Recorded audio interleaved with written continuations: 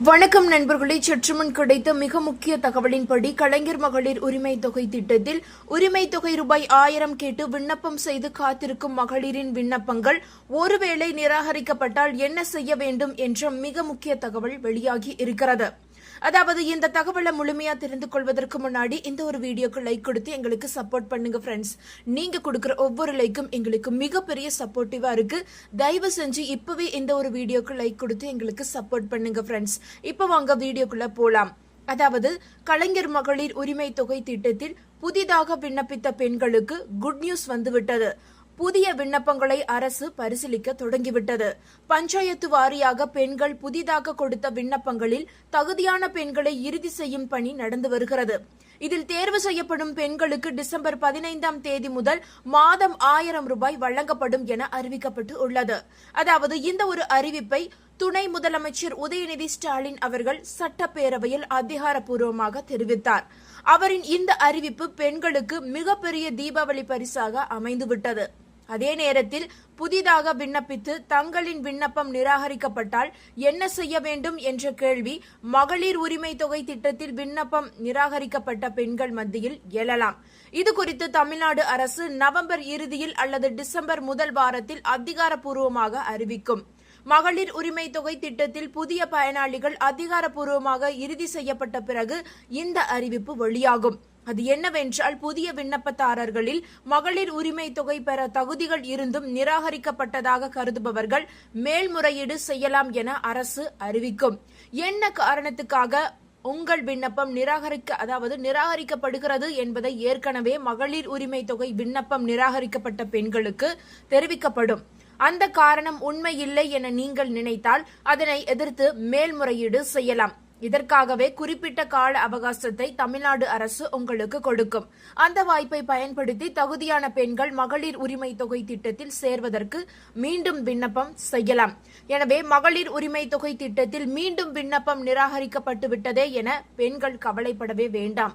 அவர்களுக்கு அரசு மீண்டும் இன்னொரு வாய்ப்பை கட்டாயம் கொடுக்கும்.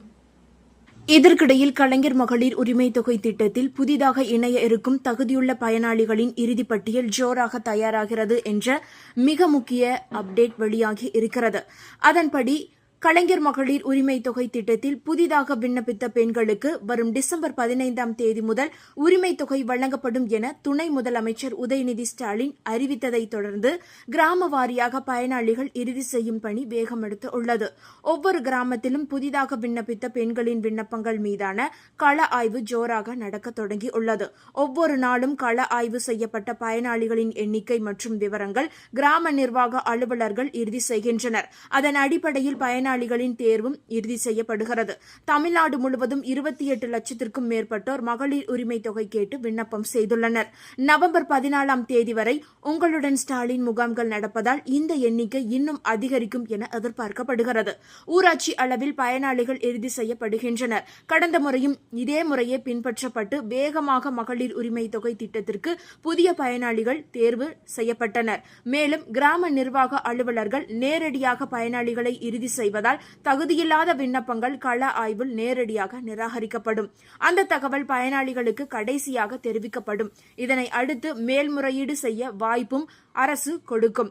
ஏனென்றால் கடந்த முறையும் நிராகரிக்கப்பட்ட விண்ணப்பதாரர்களுக்கு மேல்முறையீடு செய்ய அரசு வாய்ப்பு கொடுத்தது. அதனால் இம்முறை விண்ணப்பித்தவர்களின் விண்ணப்பங்கள் நிராகரிக்கப்பட்டாலும் மீண்டும் ஒரு வாய்ப்பு கொடுக்கப்படும் என எதிர்பார்க்கப்படுகிறது. டிசம்பர் முதல் வாரத்தில் தமிழ்நாடு முழுவதும் இறுதி செய்யப்பட்ட பயனாளிகள் மற்றும் நிராகரிக்கப்பட்ட பெண்களின் எண்ணிக்கை அதிகாரப்பூர்வமாக தெரிந்துவிடும். தேர்வு செய்யப்பட்ட பயனாளிகளுக்கு அரசு ஏற்கனவே அறிவித்திருப்பது போல டிசம்பர் 14ஆம் தேதி முதல் அவரவர் வங்கிக் கணக்கில் 1000 ரூபாய் வரவு வைக்கப்படும். உரிமை தொகை திட்டம் தொடர்பான மிக முக்கிய தகவல்கள் எல்லாம் ஒருபுறம் இருக்க, இன்று தமிழ்நாட்டில் வங்கிகள் செயல்படுமா, யார் யாருக்கு விடுமுறை என்ற மிக முக்கிய தகவல் வெளியாகி இருக்கிறது. தமிழ்நாட்டை பொறுத்தவரை தீபாவளி பண்டிகைக்காக தொடர் விடுமுறைகள் அறிவிக்கப்பட்டு உள்ளன. நேற்று அக்டோபர் 20ஆம் தேதி திங்கட்கிழமை விடுமுறை அளிக்கப்பட்டு இருந்தது. இந்திய ரிசர்வ் வங்கி மாநிலங்களின் பண்டிகைகளுக்கு ஏற்ப வங்கி விடுமுறை நாட்களை அறிவித்து உள்ளது. அதன்படி அக்டோபர் மாதத்தில் தசரா, காந்தி ஜெயந்தி, தீபாவளி என தொடர் பண்டிகைகள் காரணமாக வங்கிகளுக்கு அதிக நாட்கள் விடுமுறை அளிக்கப்பட்டு உள்ளது.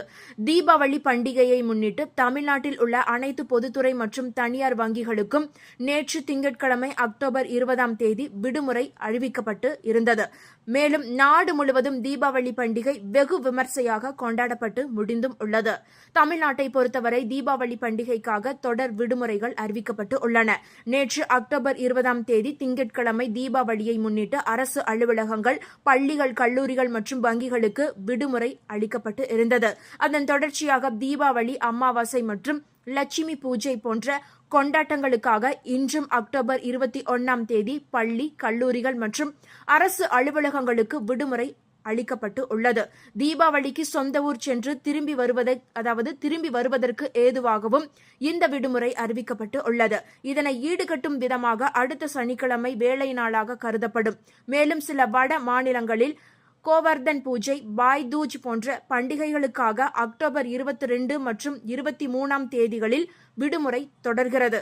இருப்பினும் இன்று அக்டோபர் 21 வங்கிகள் தமிழ்நாட்டில் வழக்கம் போல செயல்படும் என்று எதிர்பார்க்கப்படுகிறது.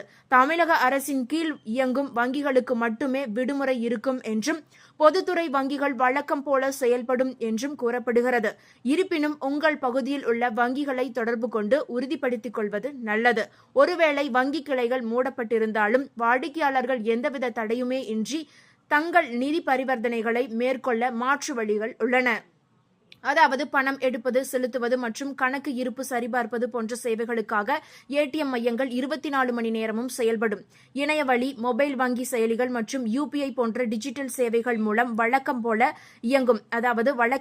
இயங்கும். இதன் மூலம் வாடிக்கையாளர்கள் இருந்த இடத்தில் இருந்தே பணம் அனுப்புதல், கட்டணங்கள் செலுத்துதல் போன்றவற்றை எளிதாக மேற்கொள்ளலாம். இதற்கிடையில் சற்று முன் கிடைத்த மிக முக்கிய தகவலின்படி தீபாவளி பண்டிகையால் சென்னையில் 60 மெட்ரிக் டன் பட்டாசு கழிவுகள் அகற்றம் செய்யப்பட்டு உள்ளது. தமிழ்நாடு முழுவதும் 108 ஆம்புலன்ஸ்களுக்கு வழக்கத்தை விட கூடுதலாக அழைப்புகள் வந்ததாக ஆம்புலன்ஸ் நிர்வாகம் தெரிவித்துள்ளது. நாடு முழுவதும் நேற்று தீபாவளி பண்டிகை கோலாகலமாக கொண்டாடப்பட்டது. அதேபோல் தமிழ்நாட்டிலும் அனைத்து மாவட்டங்களிலும் பொதுமக்கள் உற்சாகத்துடன் தீபாவளி பண்டிகையை கொண்டாடினர். புத்தாடை அணிந்து பலகாரங்கள் செய்தும் பட்டாசு வெடித்தும் உற்சாகமாக கொண்டாடினர்.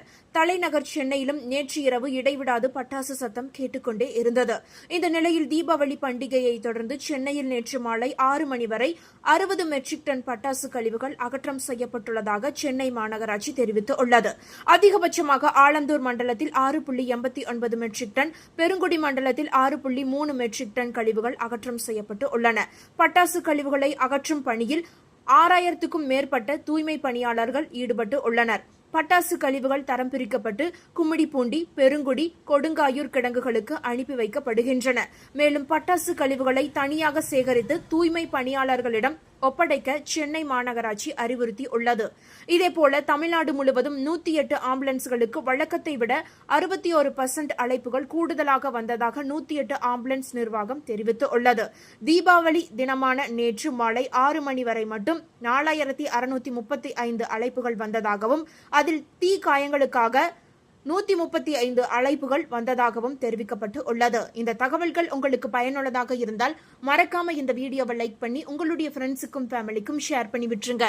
இது போன்ற பயனுள்ள தகவல்களை உடனுக்குடன் தெரிந்து கொள்ள மறக்காம நம்மளுடைய குட்டி இன்ஃபோ சேனலை சப்ஸ்கிரைப் பண்ணி பக்கத்தில் இருக்க மினி பெல் ஐக்கானை கிளிக் பண்ணி வச்சுக்கோங்க. நன்றி மக்களே.